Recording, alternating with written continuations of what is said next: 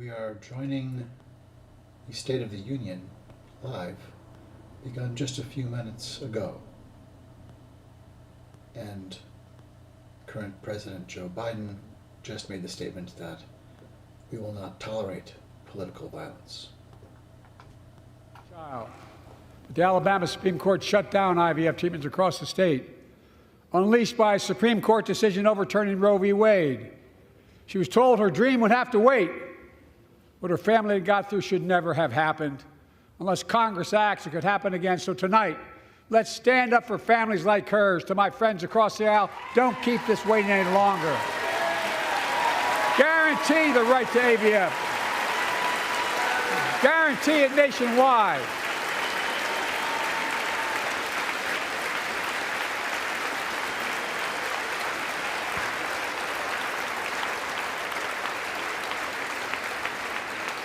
Like most Americans, I believe Roe v. Wade got it right. I thank Vice President Harris for being an incredible leader, defending reproductive freedom, and so much more.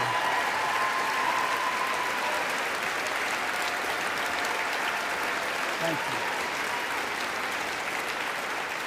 My predecessor came to office determined to see Roe v. Wade overturned. He's the reason it was overturned, and he brags about it.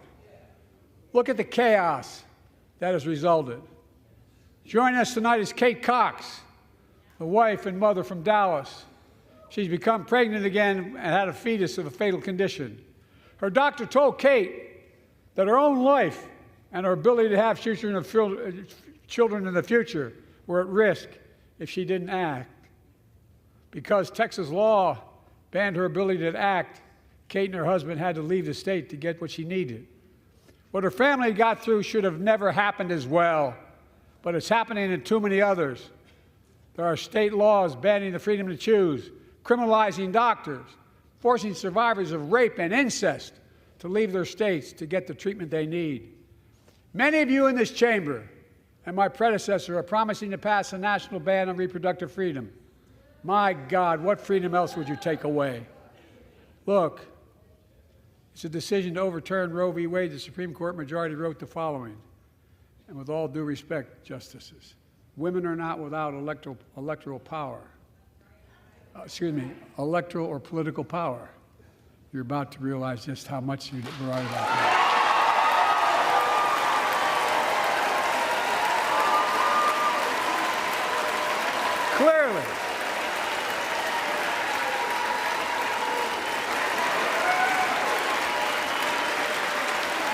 Clearly, those bragging about overturning Roe v. Wade have no clue about the power of women. But they found out when reproductive freedom was on the ballot. We won in 2022 and 2020, and we'll win again in 2024.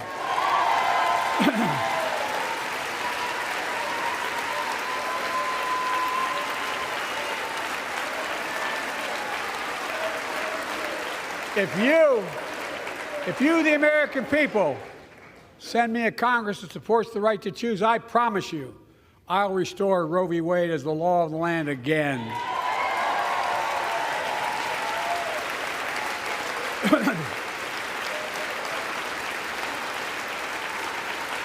Folks, America cannot go back. I'm here tonight to show what I believe is the way forward, because I know how far we come. 4 years ago next week, before I came to office, the country was hit by the worst pandemic and the worst economic crisis in a century. Remember the fear, record losses? Remember the spikes in crime and the murder rate, raging virus that took more than 1 million American lives, of loved ones, millions left behind? A mental health crisis of isolation and loneliness. A president, my predecessor, failed the most basic presidential duty that he owes to American people, the duty to care.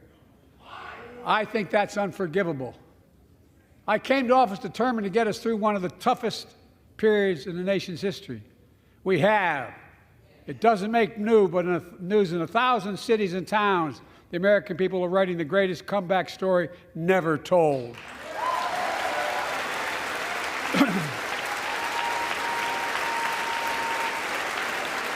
So let's tell the story here. Tell it here and now. America's comeback is building the future of American possibilities, building an economy from the middle out and the bottom up, not the top down, investing in all America, in all Americans, to make sure everyone has a fair shot, and we leave no one behind. The pandemic no longer controls our lives. The vaccines that saved us from COVID are now being used to beat cancer, turning setback into comeback. That's what America does. That's what America does.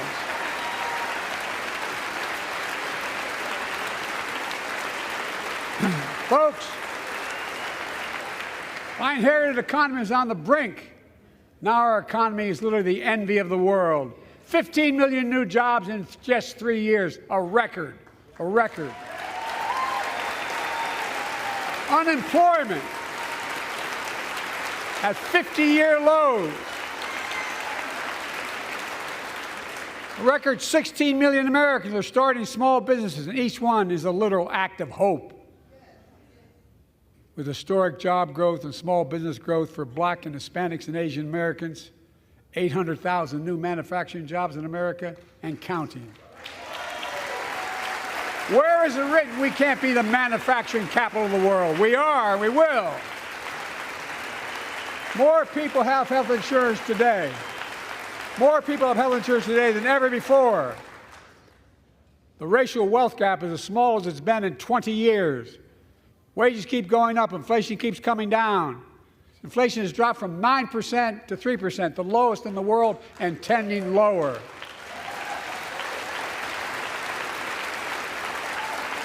The landing is and will be soft. And now, instead of importing foreign products and exporting American jobs, we're exporting American products and creating American jobs. Right here in America, where they belong.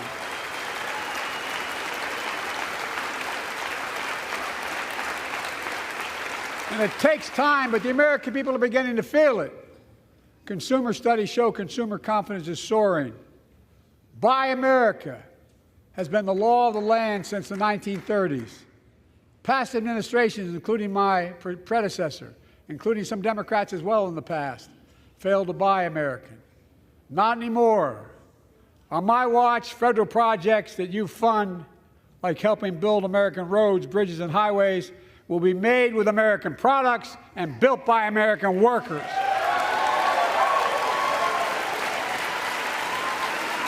Creating good-paying American jobs.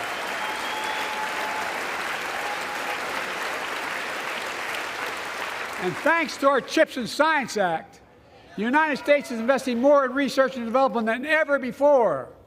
During the pandemic, a shortage of semiconductors, chips, that drove up the price of everything from cell phones to automobiles. And by the way, we invented those chips right here in America. Well, instead of having to import them, private companies are now investing billions of dollars to build new chip factories here in America, creating tens of thousands of jobs. Many of those jobs paying $100,000 a year and don't require a college degree.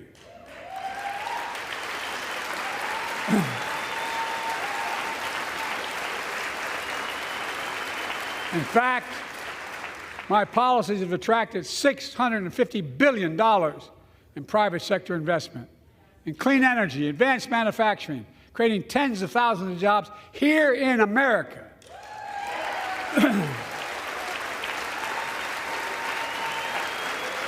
And thanks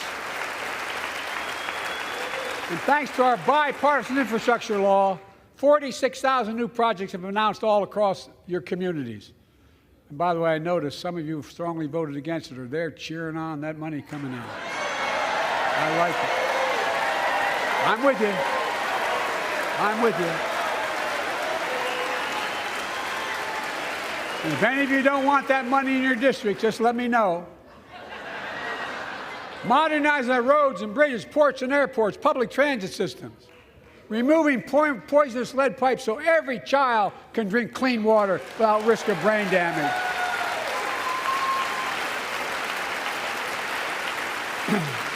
Providing affordable, affordable high-speed internet for every American, no matter where you live, urban, suburban, or rural communities, in red states and blue states.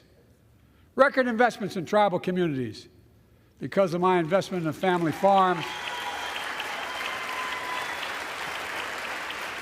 because I invested in family farms led by my Secretary of Agriculture, who knows more about this than anybody I know, we're better able to stay in the family for those farms and their children and grandchildren won't have to leave home to make a living. It's transformative. The great comeback story is Belvidere, Illinois, home to an auto plant for nearly 60 years. Before I came to office, the plant was on its way to shutting down. Thousands of workers feared for their livelihoods. Hope was fading. Then I was elected to office, and we raised the Belvedere repeatedly with auto companies, knowing unions would make all the difference. The UAW worked like hell to keep the plant open and get these jobs back, and together we succeeded. Instead of auto factories shutting down, auto factories reopening, a new state-of-the-art battery factories being built to power those cars there at the same.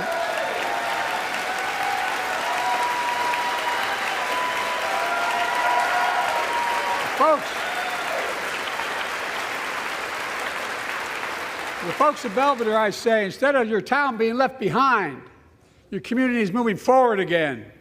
Because instead of watching auto jobs in the future go overseas, 4,000 union jobs with higher wages are building the future in Belvedere right here in America.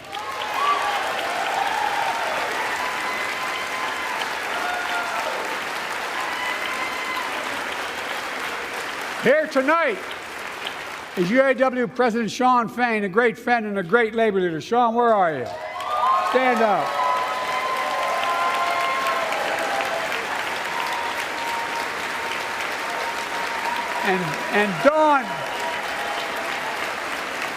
And Dawn Sims, a third-generation worker, UAW worker at Belvedere.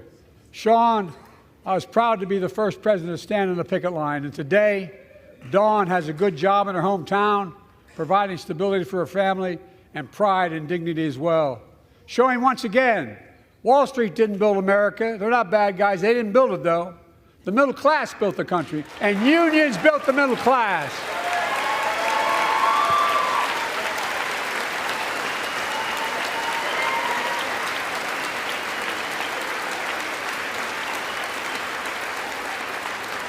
I say to the American people, when America gets knocked down, we get back up.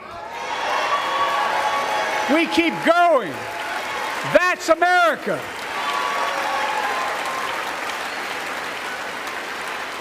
That's you, the American people. It's because of you America's coming back. It's because of you our future is brighter. It's because of you that tonight we can proudly say the state of our union is strong and getting stronger.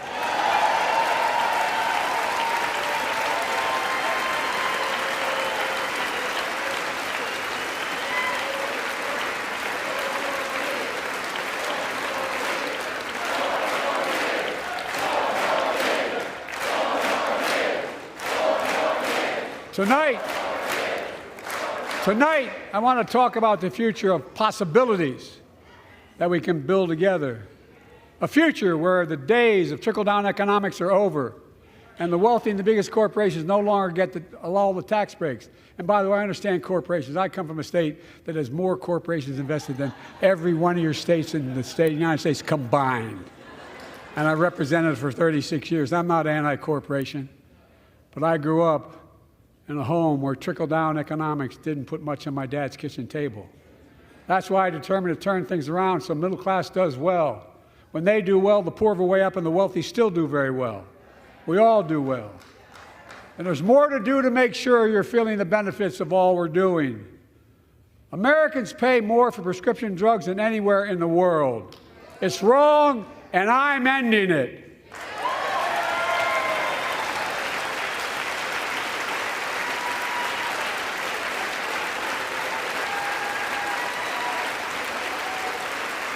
With a law that I proposed and signed, not one of you Republican buddies voted for it, we finally beat Big Pharma. Instead of paying $400 a month or thereabouts for insulin, with diabetes, and it only costs $10 to make. They only get paid $35 a month now and still make a healthy profit. And but what to do next? I want to cap the cost of insulin at $35 a month for every American who needs it. Everyone.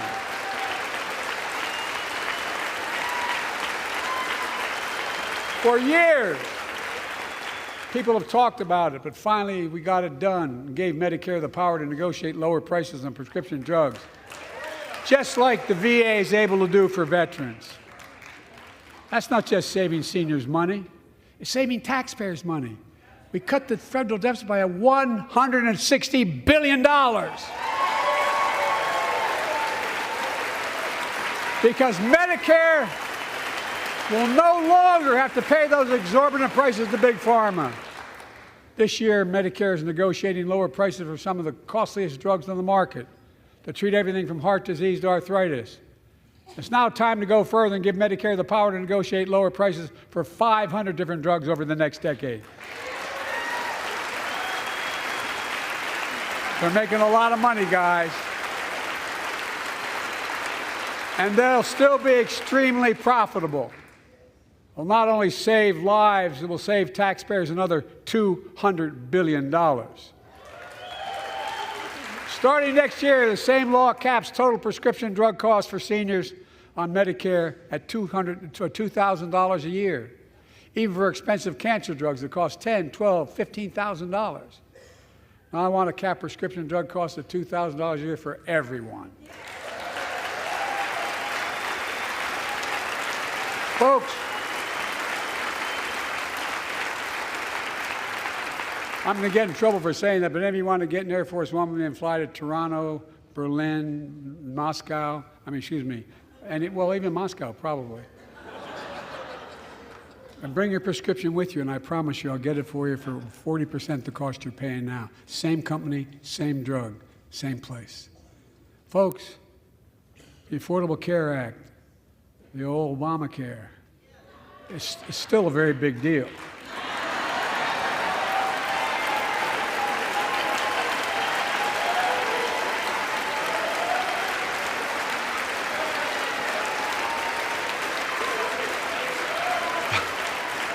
Over 100 million of you can no longer be denied health insurance because of pre-existing condition. But my predecessor, and many in this chamber, want to take this prescription drug away by repealing the Affordable Care Act. I'm not going to let that happen. We stopped you 50 times before, and we'll stop you again. In fact, I'm not only protecting it, I'm expanding it. The enacted tax credits of $800 per person per year reduce health care costs for millions of working families. That tax credit expires next year. I want to make that savings permanent.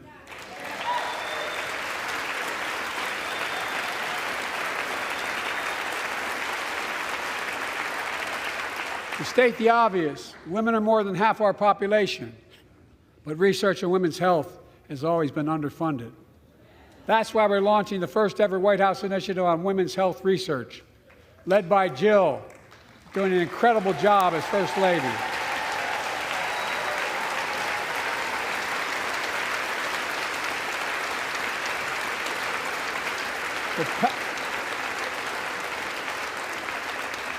So pass my plan for $12 billion to transfer women's health research and benefit millions of lives all across America. I know the cost of housing is so important to you. If inflation keeps coming down, mortgage rates will come down as well, and the Fed acknowledges that. But I'm not waiting. I want to provide an annual tax credit that will give Americans $400 a month for the next 2 years as mortgage rates come down, to put toward their mortgages when they buy their first home or trade up for a little more space. Just for 2 years.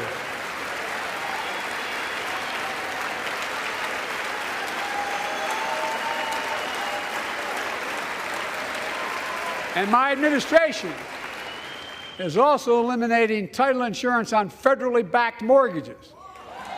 When you refinance your home, you can save $1,000 or more as a consequence. For millions of renters, we're cracking down on big landlords who use antitrust law, who break antitrust laws by price fixing and driving up rents. We've cut red tape so builders can get federally financing, which is already helping build a record 1.7 million new housing units nationwide. Now pass and build and renovate 2 million affordable homes and bring those rents down.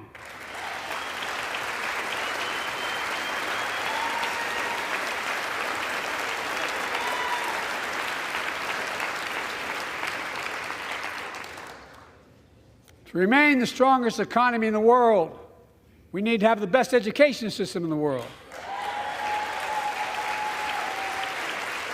And I, like I suspect all of you, want to give a child, every child, a good start by providing access to preschool for 3 and 4 years old. You know, I think I pointed out last year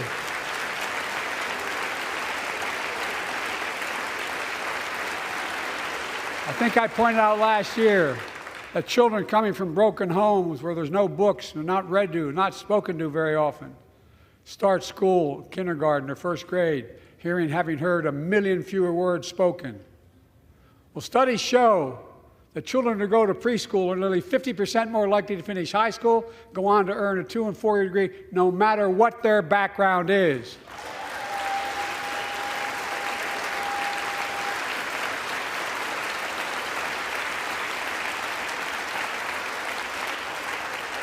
I met a year and a half ago with the leaders of the Business Roundtable.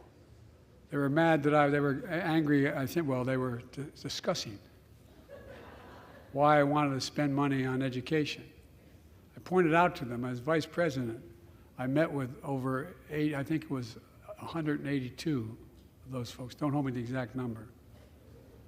And I asked them what they need most, the CEOs. And you've had the same experience on both sides of the aisle. They say a better educated workforce, right?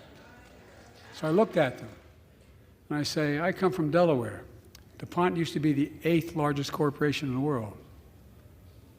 And every new enterprise they bought, they educated the workforce to that enterprise. But none of you do that anymore. Why are you angry with me providing you the opportunity for the best educated workforce in the world? And they all looked at me and said, I think you're right. I want to expand high-quality tutoring and summer learning to see that every child learns to read by 3rd grade.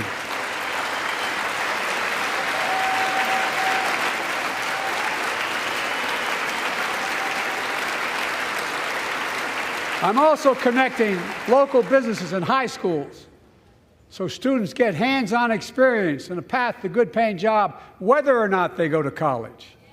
And I want to make sure the college is more affordable. Let's continue increasing the Pell Grants to working and middle-class families and increase record investments in HBCUs and minority-serving institutions, including Hispanic institutions.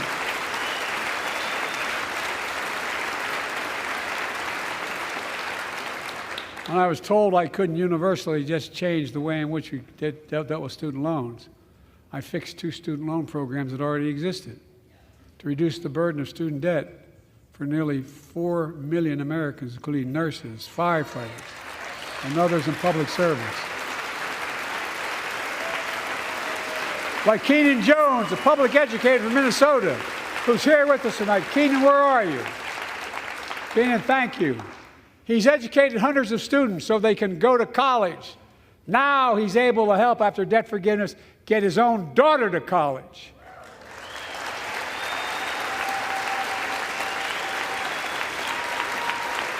And folks, look,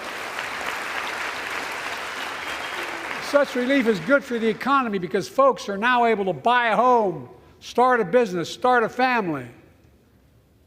While we're at it, I want to give public school teachers a raise.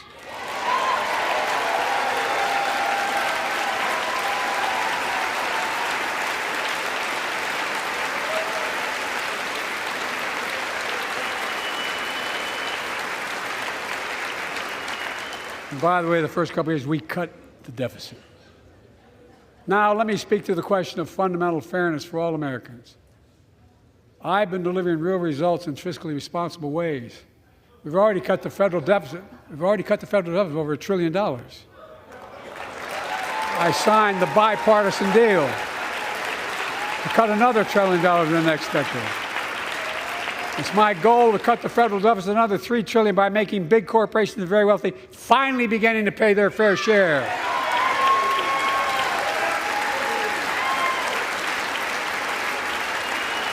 Look, I'm a capitalist. If you want to make or can make $1 million or millions of bucks, that's great. Just pay your fair share in taxes. A fair tax code is how we invest things to make this country great. Healthcare, education, defense, and so much more. But here's the deal. The last administration enacted a $2 trillion tax cut, overwhelmingly benefit the top 1%, the very wealthy and the biggest corporations, and exploded the federal deficit. They added more to the national debt than any presidential term in American history. Check the numbers. Folks at home, does anybody really think the tax code is fair? No. Do you really think the wealthy and big corporations need another $2 trillion tax break? No. I sure don't. I'm going to keep fighting like hell to make it fair. Under my plan, nobody earning less than $400,000 a year will pay an additional penny in federal taxes. Nobody, not one penny. And they haven't yet. In fact,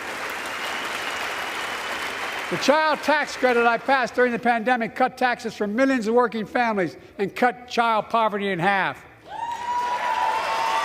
Restore that child tax credit. No child should go hungry in this country. The way to make the tax code fair is to make big corporations and the very wealthy begin to pay their fair share. Remember in 2020, 55 of the biggest companies in America made $40 billion and paid zero in federal income tax. Zero. Not anymore. Thanks to the law I wrote and we signed, big companies have to pay a minimum of 15%. But that's still less than working people pay in federal taxes. It's time to raise corporate minimum tax to at least 21%.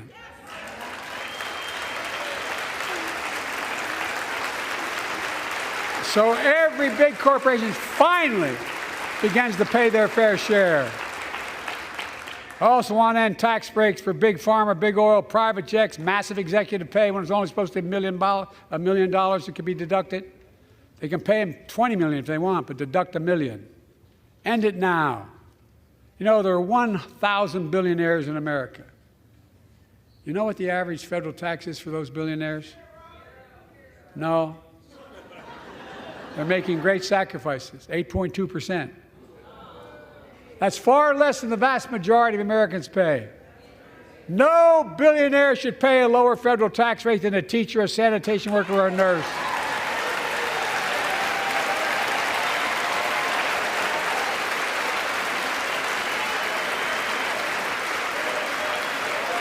I propose a minimum tax for billionaires of 25%, just 25%. You know what that would raise? That would raise $500 billion over the next 10 years. And imagine what that could do for America. Imagine a future with affordable child care. Millions of families can get they need to go to work to help grow the economy. Imagine a future with paid leave, because no one should have to choose between working and taking care of their sick family member. Imagine the future of home care and elder care and people living with disabilities so they can stay in their homes and family caregivers can finally get the pay they deserve. Tonight, let's all agree once again to stand up for seniors. Many of my friends on the other side of the aisle want to put Social Security on the chopping block. If anyone here tries to cut Social Security or Medicare or raise the retirement age, I will stop you.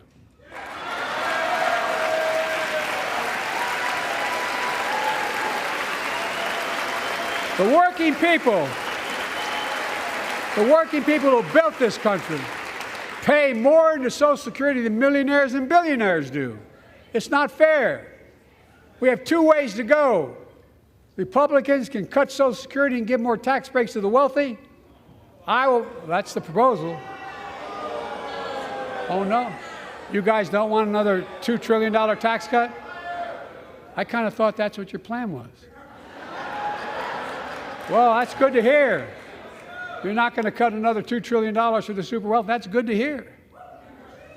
I'll protect and strengthen Social Security and make the wealthy pay their fair share. Look,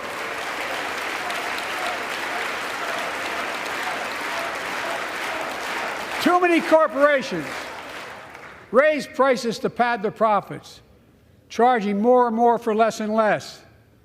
That's why we're cracking down on corporations that engage in price gouging and deceptive pricing, from food to health care to housing. In fact, the snack companies think you won't notice if they change the size of the bag and put a hell of a lot fewer, same size bag, put fewer chips in it. No, I'm not joking. It's called shrinkflation. Pass Bobby Casey's bill and stop this. I really mean it.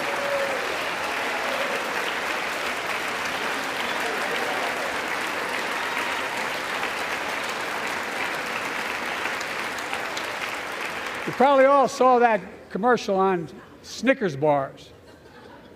You get charged the same amount, and you got about, 10% fewer Snickers in it. Look, I'm also getting rid of junk fees. Those hidden fees at the end of your bill that are there without your knowledge. My administration announced we're cutting credit card late fees from $32 to $8.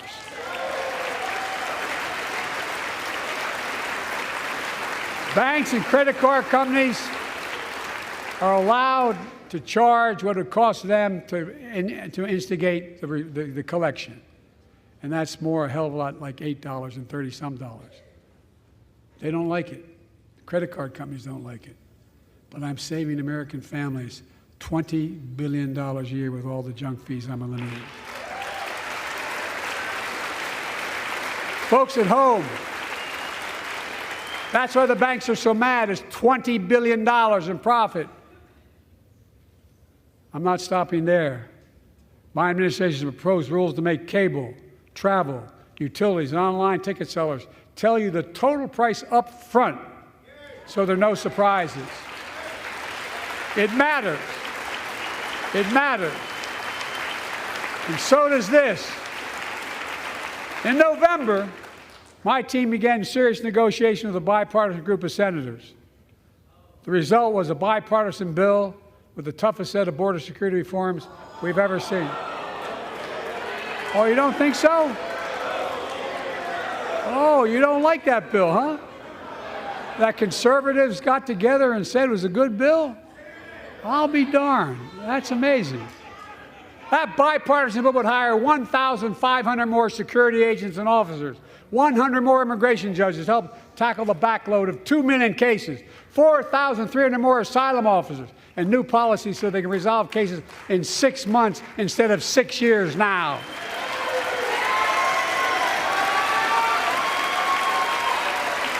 What are you against?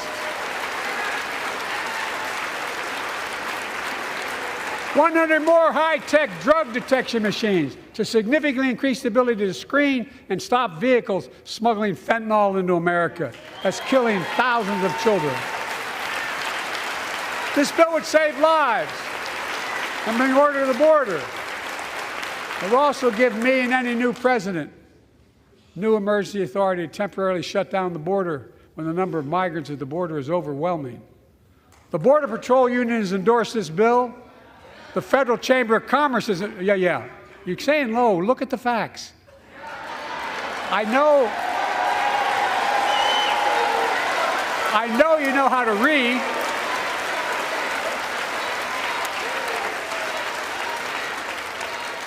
I believe that given the opportunity for a majority in the House and Senate would endorse the bill as well, a majority right now. But unfortunately, politics has derailed this bill so far. I'm told my predecessor called members of Congress and the Senate to demand they block the bill. He feels political win, he viewed it as would be a political win for me and a political loser for him. It's not about him, it's not about me. I'd be a winner, not really.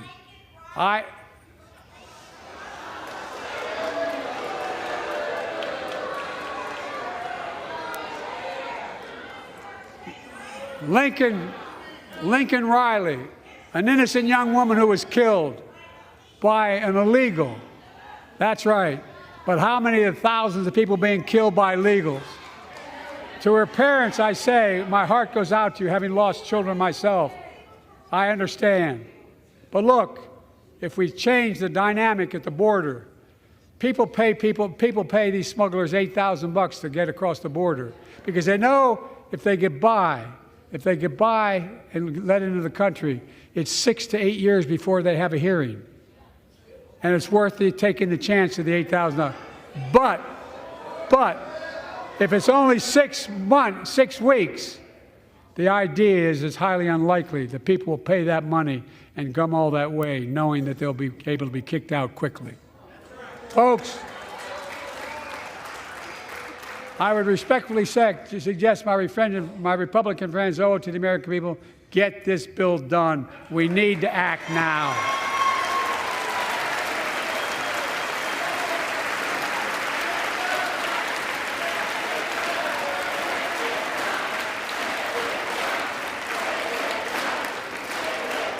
And if my predecessor is watching, instead of paying politics and pressuring members of Congress to block the bill, join me in telling the Congress to pass it. We can do it together. But that's what here's what he will not do. I will not demonize immigrants saying they are poison in the blood of our country. I will not separate families. I will not ban people because of their faith. Unlike my predecessor on my first day in office, I introduced a comprehensive bill to fix our immigration system. Take a look at it. It has all these and more. Secure the border. Provide a pathway to citizenship for dreamers, and so much more. But unlike my predecessor, I know who we are as Americans. We're the only nation in the world with a heart and soul that draws from old and new. Home to Native Americans whose ancestors have been here for thousands of years. Home to people of from every place on earth. They came freely. Some came in chains. Some came when famine struck, like my ancestral family in Ireland. Some to flee persecution, to chase dreams that are impossible anywhere but here in America. That's America. And we all come from somewhere, but we're all Americans.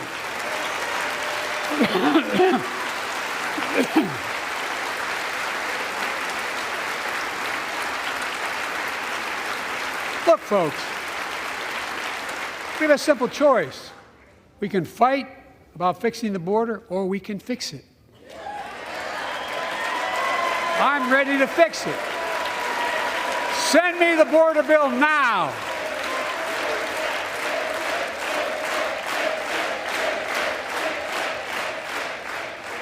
A transformational moment in history happened 59 years ago today in Selma, Alabama. Hundreds of foot soldiers for justice marched across the Edmund Pettus Bridge, named after the Grand Dragon of the Ku Klux Klan, to claim their fundamental right to vote. They were beaten, they were bloody, and left for dead. Our late friend and former colleague, John Lewis, was on that march. We miss him.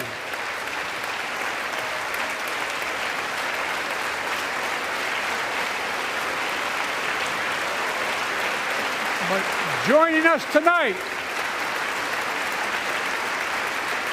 are other marchers, both in the gallery and on the floor, including Betty Mae Fikes, known as the voice of Selma.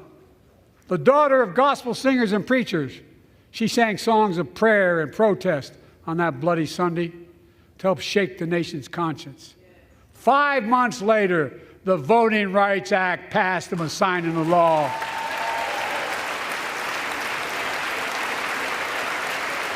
Thank you. Thank you, thank you, thank you.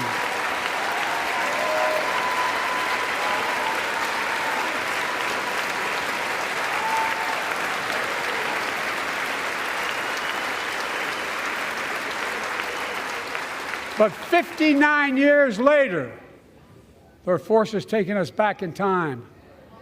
Voter suppression, election subversion, unlimited dark money, extreme gerrymandering.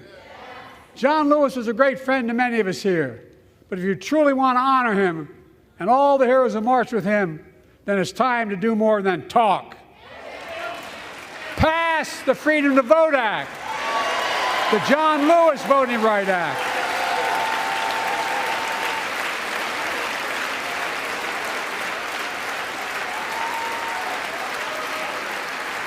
And stop denying another core value of America, our diversity across American life. Banning books, it's wrong. Instead of erasing history, let's make history. I want to protect fundamental rights. Pass the Equality Act. And my message to transgender Americans, I have your back. Pass the PRO Act for workers' rights. Raise the federal minimum wage, because every worker has a right to a decent living more than $7 an hour. We're also making history by confronting the climate crisis, not denying it. I don't think any of you think there's no longer a climate crisis. At least I hope you don't. I'm taking the most significant action ever on climate in the history of the world.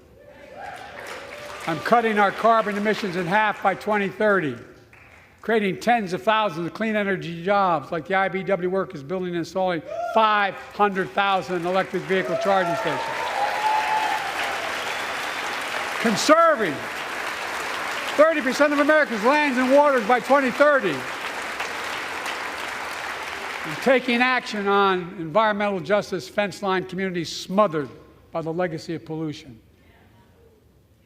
And patterned after the Peace Corps and AmeriCorps, I launched the Climate Corps to put 20,000 young people to work in the forefront of our clean energy future. I'll triple that number in a decade.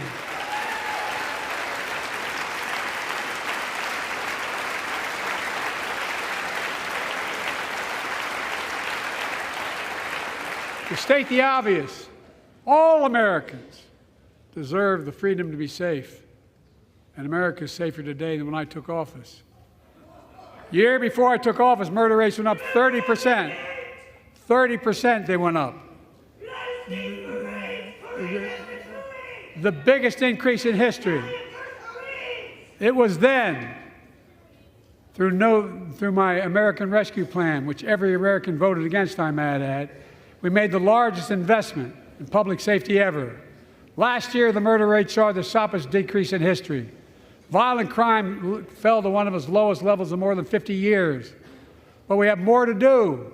We have to help cities invest in more community police officers, more mental health workers, more community violence intervention. Give communities the tool to crack down on gun crime, retail crime, and carjacking. Keep building trust, as I've been doing by taking executive action on police reform and calling for it to be the law of the land. Directing my cabinet to review the federal classification of marijuana and expunging thousands of convictions for the mere possession, because no one should be jailed for simply using or having on their record. Take on crimes of domestic violence. I'm ramping up the federal enforcement of the Violence Against Women Act that I proudly wrote when I was a senator, so we can finally end the scourge against women in America.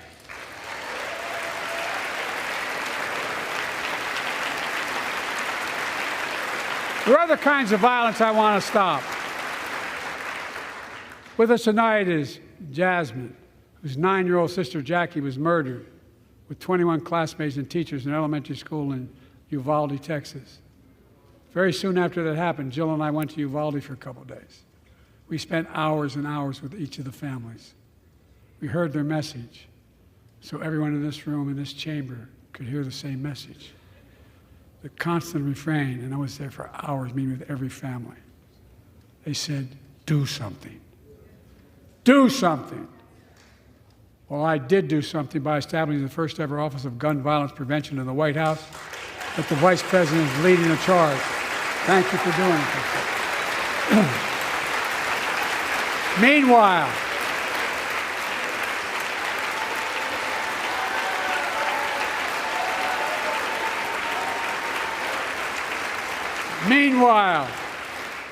my predecessor told the NRA he's proud he did nothing on guns when he was president.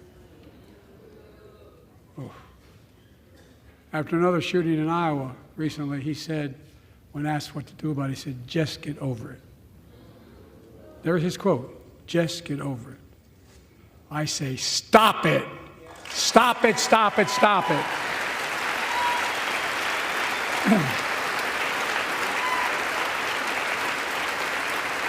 I'm proud we beat the NRA when I signed the most significant gun safety law in nearly 30 years because of this Congress. We now must beat the NRA again. I'm demanding a ban on assault weapons and high-capacity magazines. Pass universal background checks. None of this. I taught the Second Amendment for 12 years. None of this violates the Second Amendment or vilifies responsible gun owners. You know, as we manage challenges at home, we're also managing crises abroad, including in the Middle East. I know the last 5 months have been gut-wrenching for so many people, for the Israeli people, for the Palestinian people, and so many here in America. This crisis began on October 7th with a massacre by a terrorist group called Hamas, as you all know.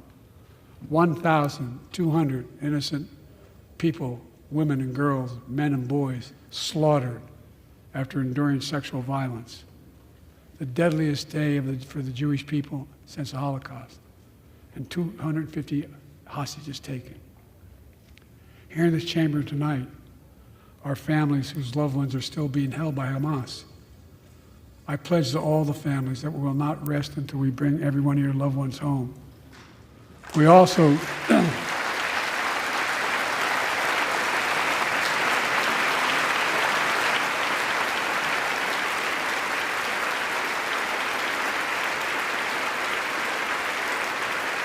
We will also work around the clock to bring home Evan and Paul, Americans being unjustly detained by the Russians and others around the world.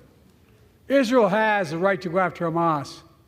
Hamas ended this conflict by releasing hostages, laying down arms, could end it by releasing the hostages, laying down arms, and surrendering those responsible for October 7th. But Israel has Israel has an added burden because Hamas hides and operates among the civilian population like cowards, under hospitals, daycare centers, and all the like. Israel also has a fundamental responsibility, though, to protect innocent civilians in Gaza.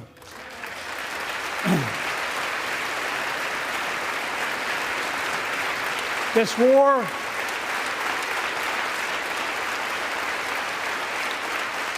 has taken a greater toll on innocent civilians than all previous wars in Gaza combined. More than 30,000 Palestinians have been killed, most of whom are not Hamas. Thousands and thousands of innocent women and children, girls and boys, also orphaned.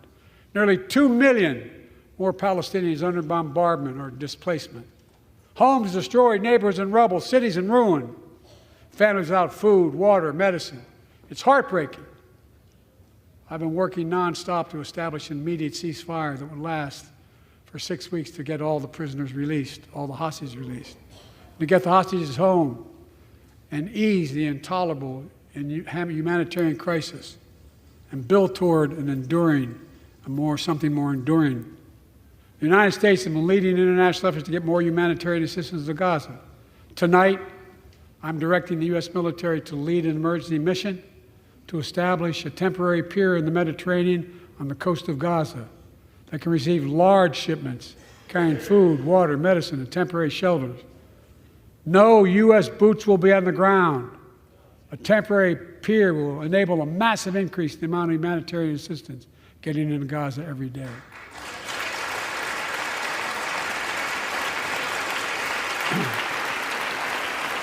And Israel must do its part. Israel must allow more aid into Gaza to ensure humanitarian workers aren't caught in the crossfire. And they're announcing they're going to have a crossing in northern Gaza. To the leadership of Israel, I say this: humanitarian assistance cannot be a secondary consideration or a bargaining chip. Protecting and saving innocent lives has to be a priority. As we look to the future, the only real solution to the situation is a two-state solution over time.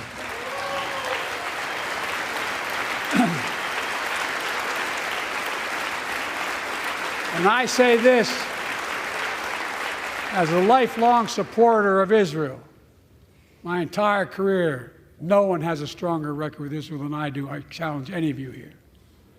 I'm the only American president of Israel in wartime. But there is no other path that guarantees Israel's security and democracy.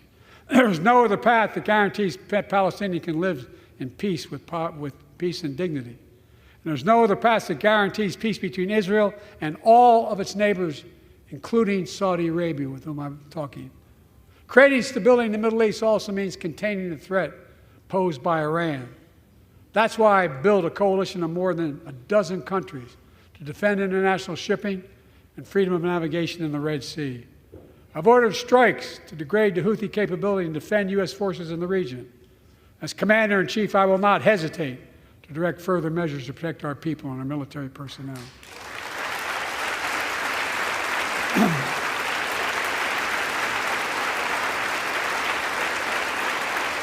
For years, I've heard many of my Republican and Democratic friends say that China is on the rise and America is falling behind. They've got it backwards. I've been saying it for over 4 years, even when I wasn't president. America's rising. We have the best economy in the world. And since I've come to office, our GDP is up, our trade deficit with China is down to the lowest point in over a decade. And we're standing up against China's unfair economic practices. We're standing up for peace and stability across the Taiwan Straits. I've revitalized our partnership and alliance in the Pacific. India, Australia, Japan, South Korea, the Pacific Islands. I've made sure that the most advanced American technologies can't be used in China, not allowing to trade them there. Frankly, for all this tough talk on China, it never occurred to my predecessor to do any of that. I want competition with China, not conflict. And we're in a stronger position to win the conflict of the 21st century against China than anyone else, for that matter, than any time as well. Here at home, I've signed over 400 bipartisan bills. But there's more to pass my unity agenda. Strengthen penalties on fentanyl trafficking. You don't want to do that, huh? Pass bipartisan privacy legislation to protect our children online. Harness the promise of AI to protect us from peril. Ban AI voice impersonations and more. And keep our truly sacred obligation to train and equip those we send into harm's way and care for them and their families when they come home and when they don't.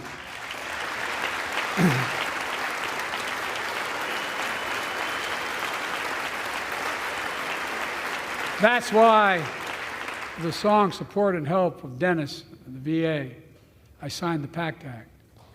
One of the most significant laws ever, helping millions of veterans exposed to toxins who now are battling more than 100 different cancers. Many of them don't come home, but we owe them and their families support. We owe it to ourselves to keep supporting our new health research agency called ARPA-H. And remind us that we can do big things, like end cancer as we know it, and we will.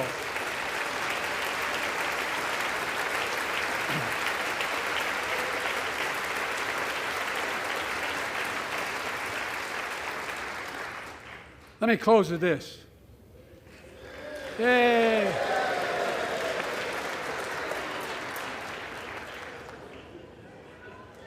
I know you don't want to hear any more, Lindsay, but I got to say a few more things. I know it may not look like it, but I've been around a while.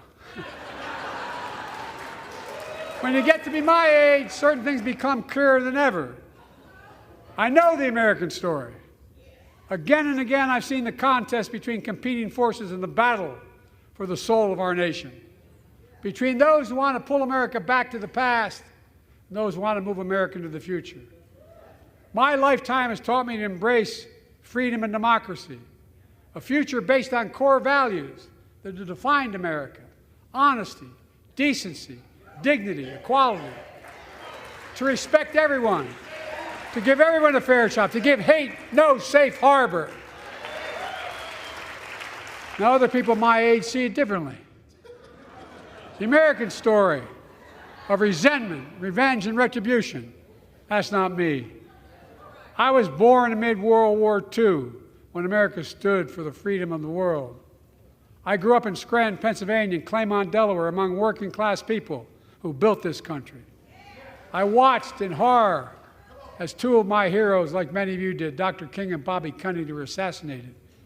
And their legacies inspired me to pursue a career in service. I left the law firm and became a public defender because my city of Wilmington was the only city in America occupied by the National Guard after Dr. King was assassinated because of the riots. And I became a county councilman almost by accident. I got elected to the United States Senate when I had no intention of running at age 29. Then vice president to our first black president. Now president to the first women vice president.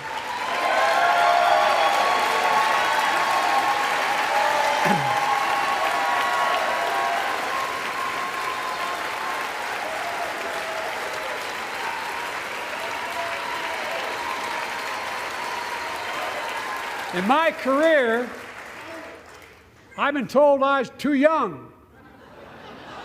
By the way, they didn't let me on the Senate elevators for votes sometimes. Not a joke. And I've been told I'm too old. Whether young or old, I've always known what endures. I've known our North Star. The very idea of America is that we're all created equal and deserve to be treated equally throughout our lives. We've never fully lived up to that idea, but we've never walked away from it either. And I won't walk away from it now. I'm optimistic. I really am. I'm optimistic, Nancy.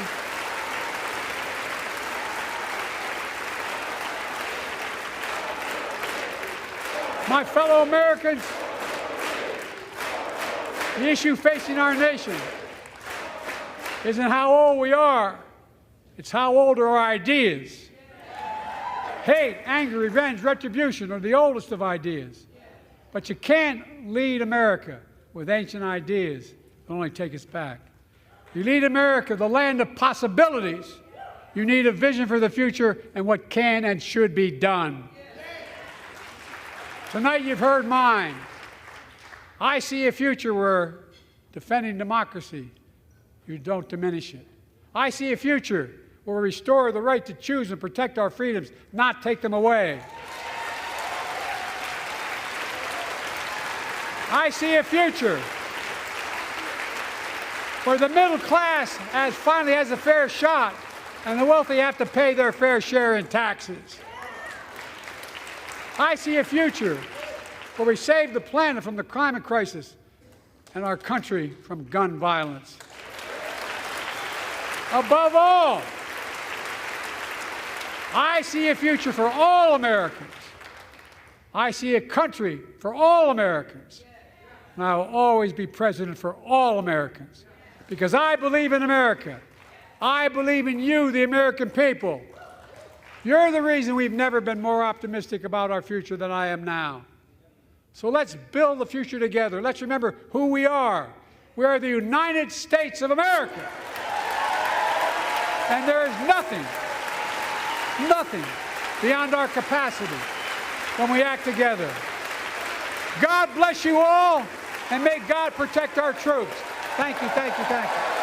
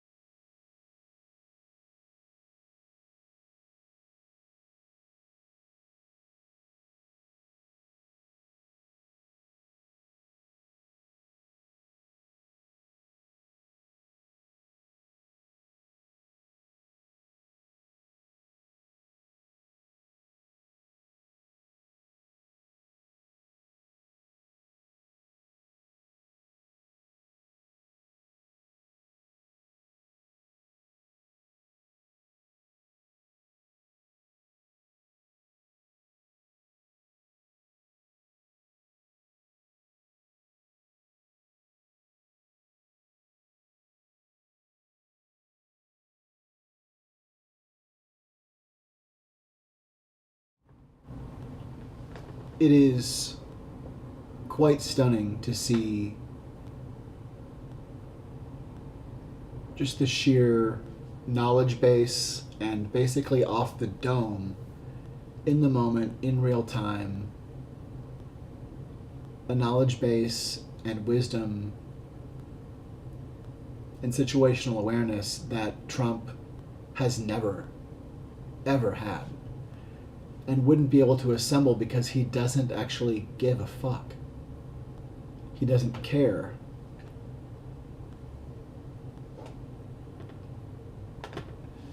And without caring, if you don't care about having the knowledge, you can't apply it. If you don't care enough about the knowledge to acquire it, you don't know enough about it if it's delivered in bookshelves to know what it is and where to find it, because it's not knowledge to you yet. And Biden is not perfect. But the difference between the truly dementia-ridden and deeply bigoted, tyrannical, megalomaniacal corruption of Donald Trump and the utter lack of basic human competency on Donald Trump's part. We just saw Biden dismantle any fantasy that Trump has what it takes to be president. The Cheeto cannot go toe-to-toe with Joe. Who is the Cheeto? Who is the falsehood?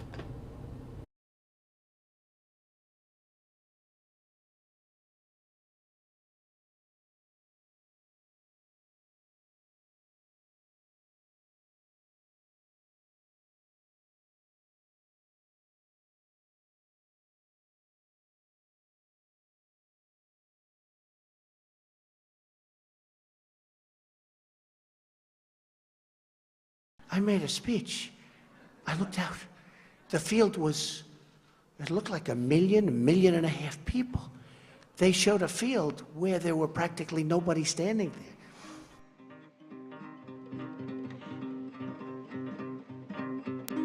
The new White House press secretary, Sean Spicer, gave his first press briefing. He was also highly critical of some media organisations of the way he felt they had misrepresented the number of people who'd attended Friday's inauguration ceremony. No one had numbers because the National Park Service, which controls the National Mall, does not put any out.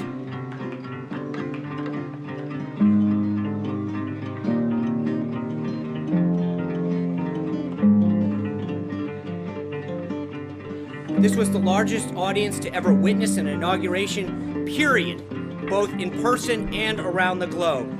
It does not excuse, and you did not answer the question.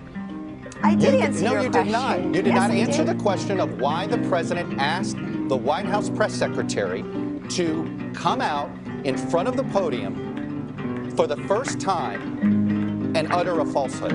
Why did he do that? It undermines the credibility of the entire White House press office on day one. Don't be so overly dramatic about it, Chuck.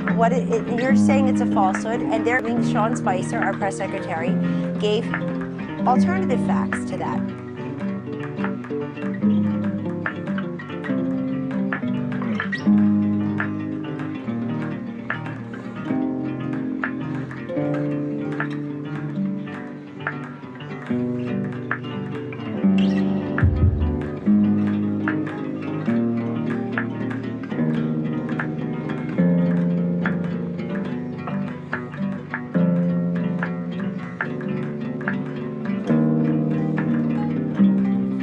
Largest ever.